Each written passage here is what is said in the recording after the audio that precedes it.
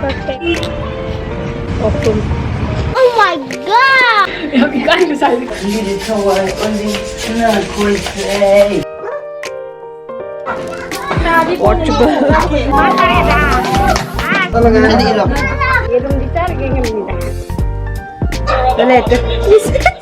Hi guys, kayo nga ko yung ngale. Hello guys, we are back.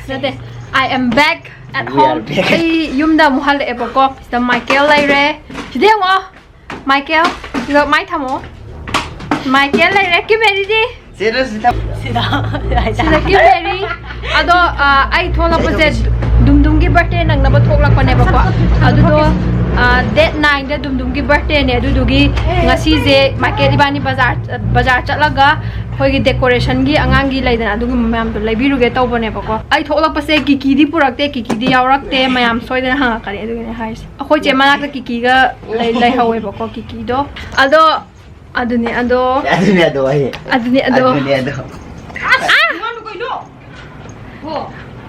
Bazar chatlu hige aduga yauraga bye bye Kimmary I get a portrait I get ibani auto da khamjare hobi side da jam tainge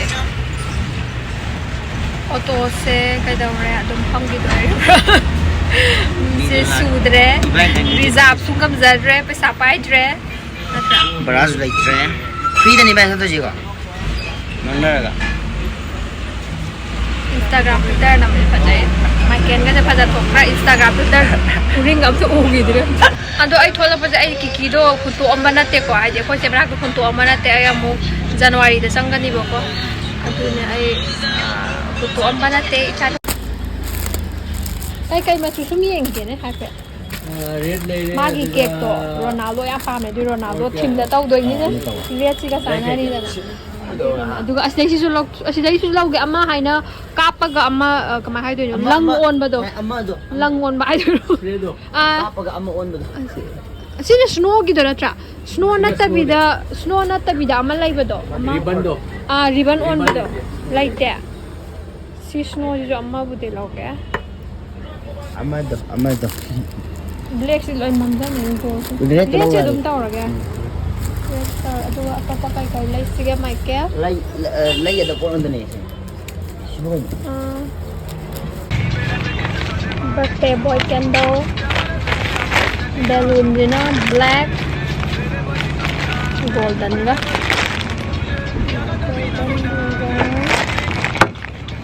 sinap curtain ay sabi anab niya mali aduga sina banner ne black ka golden sina chahi taruk subagi sina and this is the snow spray and the market ibani hozik juice thai achapa susagi bai long time no see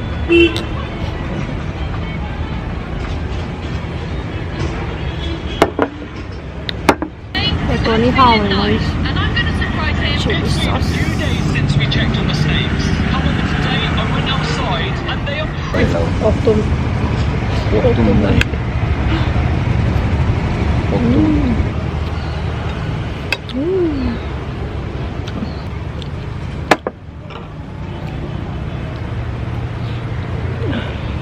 Kasang gua. Octum hape Dumdum thole tu mayam Dumdum is here sahi taru maya ku thi jam dia se Dumdum ge na momo lai bira pat Kimmary baba ni saja nam happy birthday ge kai dio duna kai no momo lai de hai ba ai na momo lai de thak ka dam ne rup ka dam ne cha do momo do nang chahi 6 na tra 6 9 nate ko 6 ni cake su singura dan nga le ga sianga candle wow birthday boy tha ba candle boy fazadra ai amang gi to bu na fazai ka amang gi adu dana maning da yan na ba alang bi Ronaldo color ni ko na ki dira Ronaldo ki sai yung ngedana adu si di Manchester United ki kaino ne ba happy je adu na tabina hojiti World Cup manung ni na Portugal gi do oina hape dana adu du white ki jaga se si mathaki white jaga se sina green oi halaba adu hazarai da Khadani tauro. tauro ka Masakto Kike on the side. Kiki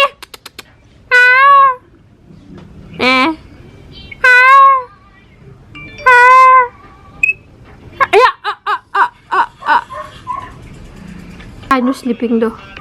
Yeah, I do mo matulan nan ke tawro wan ni kang. Baby. Tawra ani. Snowy.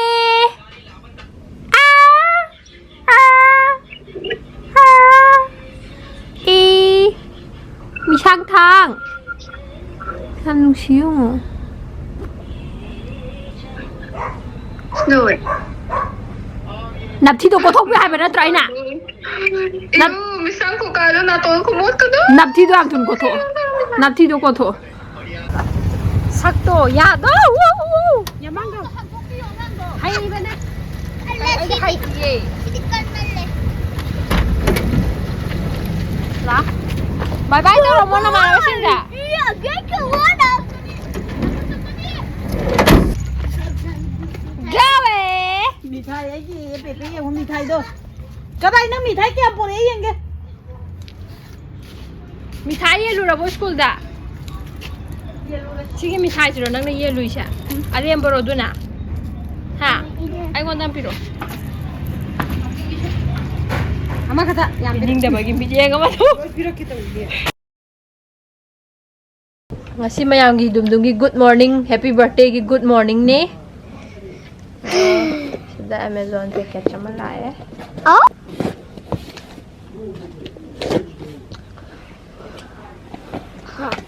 Barabira amji barabira.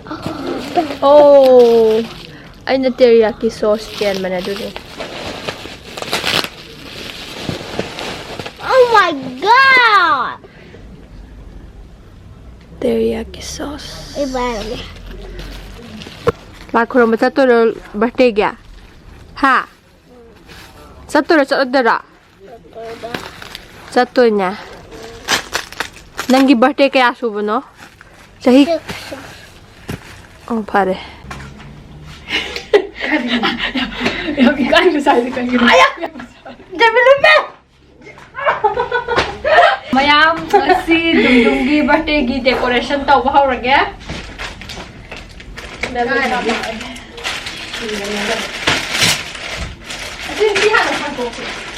Michael, kaino chebe pe na ne?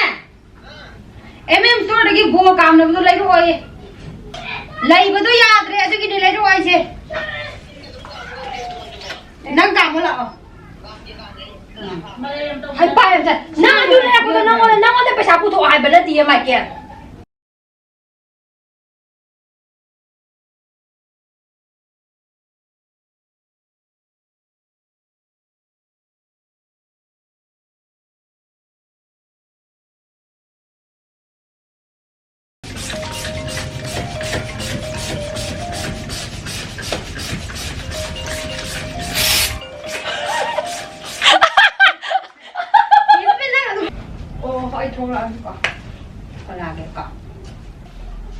아시기 누비지 파전어디 짜이니에 mayam dumdumgi Ronaldo team cake yaure kam na ba lai re du ka ma ke la pa jan kam de la re tio am tio Pepe na dukan ni. ni kam na le ku tu ai na kai ni hai ra 부인의 타임은 ai ne tie ni adum kai ni si bo si yam ting ni ba Mai ni lai ni. cake tu dia wa cake ka aroi chi ana Korea. cake yaure pre cake ka aroi chi hanan ni ken la boy on ka 나는 계속 또 어디지? hoi ni he nam na ma khanan tu adu gi oram ni ya wa sa bu da 나나 Mana 마나 khanak ta. adrak na dre 하드라 버리가 다이 나오라 아니 공개야 뭐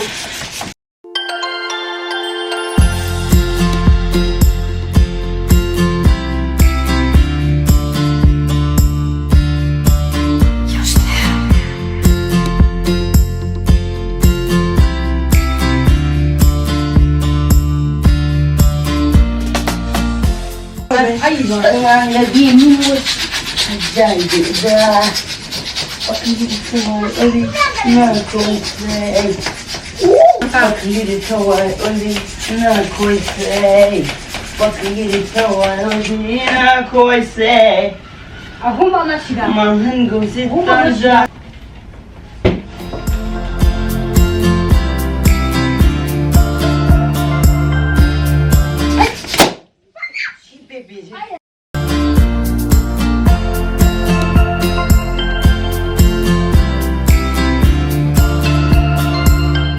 Belun mẹ na pagam pa jar kan.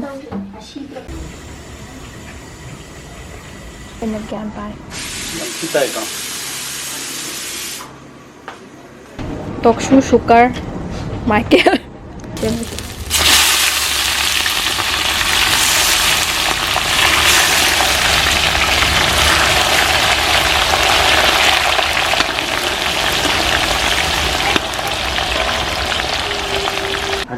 Mashallah ka daw re. Spider ka rahap kini. Spider. Sila Dumdum gi friend. Birthday bunga sai. Nongala pa din mga ngai.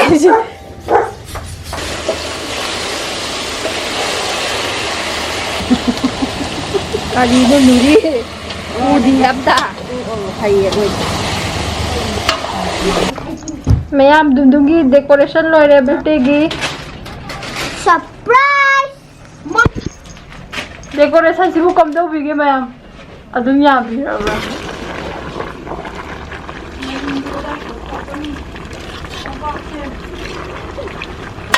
Lo still compact lại trọ. Ai, thôi gì đi lại rồi nè.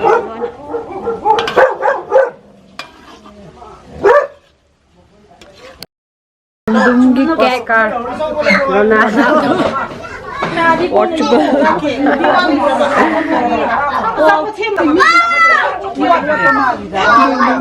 Wow, guys.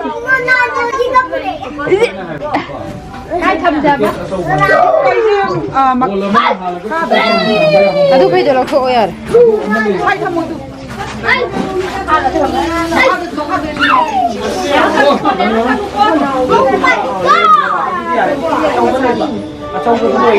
R-O-N-A-L-E-O. Buồn cả tấu lên đi Ronaldo boleh ke? Nombor Ayo nang salah Portugal jawab ka. Bukan nomor. Sisi tahan ang tang namo.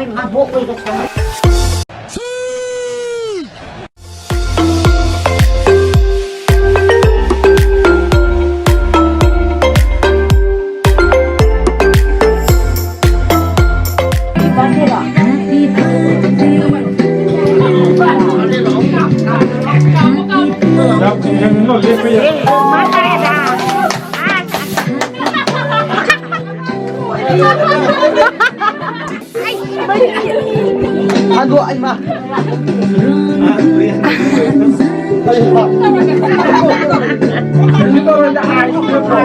Siapa kamu? Ice cream oleh oleh.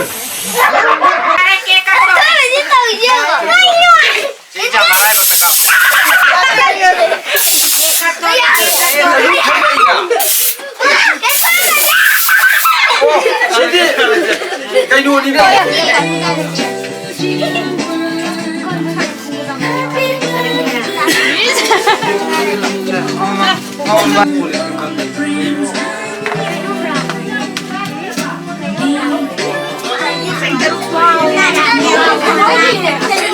Ako'y masiyang katsaban niya mo na.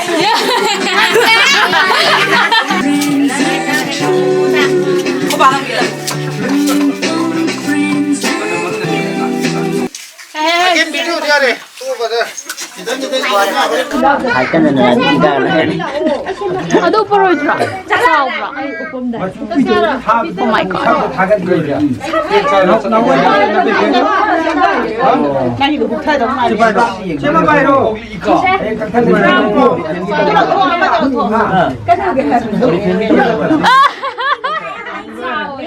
Yum sao. Ay sao. King gini king gini. Nấu cái mũi lo. Wow, king malik. Mang Indri ko. Kimmary. Dasu nama masih Indri. Asyik tu bisnya kai lam gino. Asyik Ronaldo no update. Yakin body tu na hilli tu ya dara. Bari chai shawani ho. Nanti Ronaldo no update. Bayar tiap kali.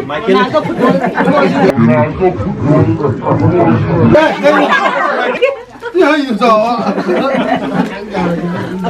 Yang kita dulu ya. Kamu dah. Kamu san. Ada kamu. San bisa ni ho.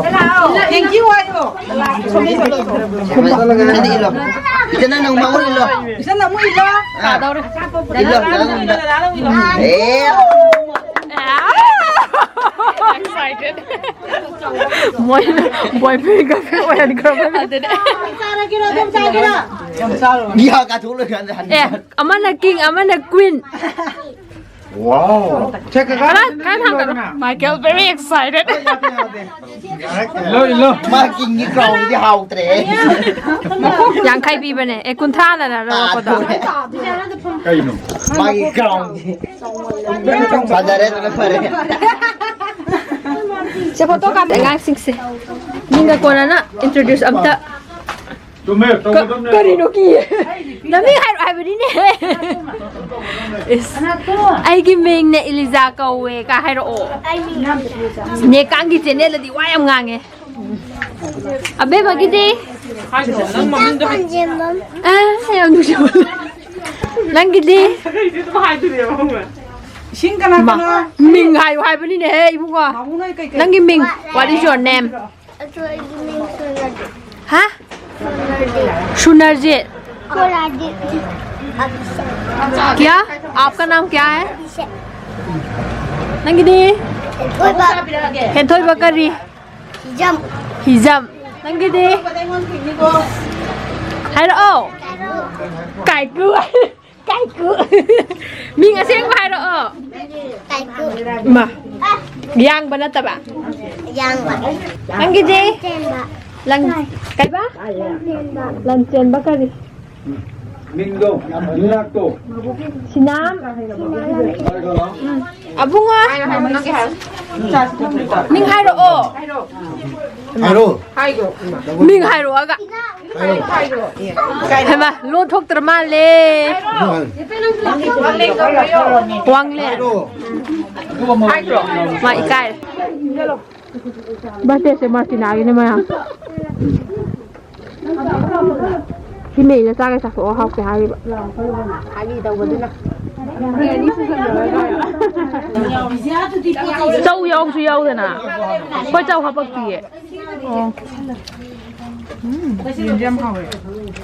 thì bên anh gulla học bậc rồi sao lagi Kimmary khoang nào đấy trip aku gimana tung dah khoang nào đấy cái room aku mari sedang gara aku nih yerum dicari cái ngam nih Hindi ke? Yari macam tak ada kai macam.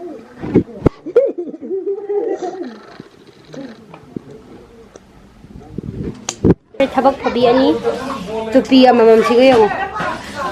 Ko shala ko sen ni ko. Body ko thoi ya yang sabi. Hai.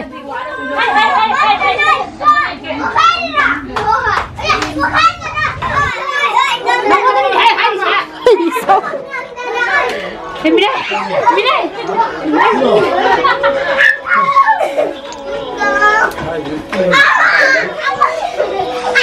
Irang mem sih. Wah, le sabi ni ini kuah, ini sudah. Mana? Aduh, mana keluar?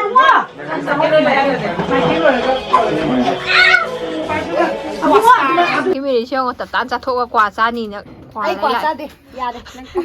video mà cảm ơn nhá xin mặt thì lại bao nhiêu xa đấy anh đi Pepe gitu. nâng quả ra đôi từ tí Ai quả sa bra. Tak tu mai yang.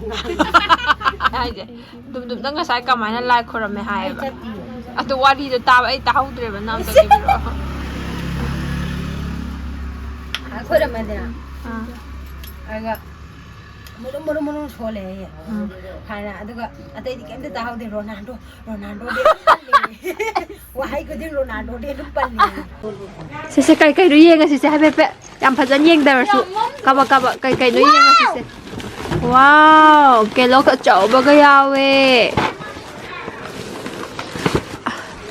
adagi choco pie ga tu ma'am yaw re chapot ma'am yaw re adai se sigil ichana dumdum gi princess dumdum gi queen na pi ba je yeng sise kay do yeng sise ha Puri yang ba je yeng mo tu mina mai tu nó mà nè Amda smile pa lo.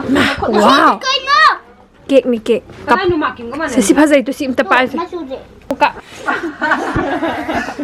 wow khut ko sai tham mo hai thang ka lo ani mak to hai ba ne adi hai thang ka lo ya de mayam khoi je ngo thau ko pha je ngo sisna ne aina ngarang tu ba ho ba blanket ni ko blanket mayam blanket Guys, what is? asida aina lon ba ne khut na without any hook without any kata Kiri chu ni ta ta dau re ma se. ngasigi mayam ki me na sari se gula dubu ma hai ba mari sai na de manga ka hai Aduga taruk sure chena gi na last time ma.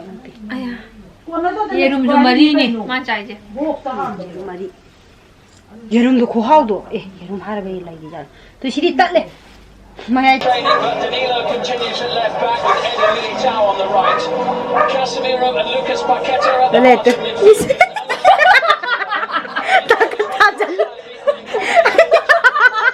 Ai da tok TV tu su kai nom to tha jan na le. Is yang wa. Chepe yang ni. Thanos. Of the thangwai ben sina me ka of the dau ni. Pitri Hyderabad. ai ko le se khut na Pitri ji Hyderabad ta ki tholo budi ma yang improve lai re ji. Ma ji form de lai re ji. Adum nam jalo koina ya ba de. Ai jo khange. Adu nang sun thang de be gi. Loi u yang sai di ge. Masala khan. Focus ne on the form ne ju lai jo ji. Ma ko chi di nushi bane mo lawram ne. ne mar ka kre mayam pula kap mi na kre hoji Ne mar ka gre. ne Mar ka gre. ka han ning bagi sang do ne mar po kre mayam mitlu de gi pirang thi thana kre hoji is au thore e phun ka se te yo mai phuri se tu messi ga tham do mandra Android. kai no thai jo Higher Android TV. Lore wa. asi tv se lai wa da hapak wa Mana phana hai do ta su kang do. messi gi die hard fan ni ko michael se Hi chu ma khut chum yawe he. american ni so zu lang bi Hãy subscribe cho kênh Ghiền Mì Gõ để không bỏ lỡ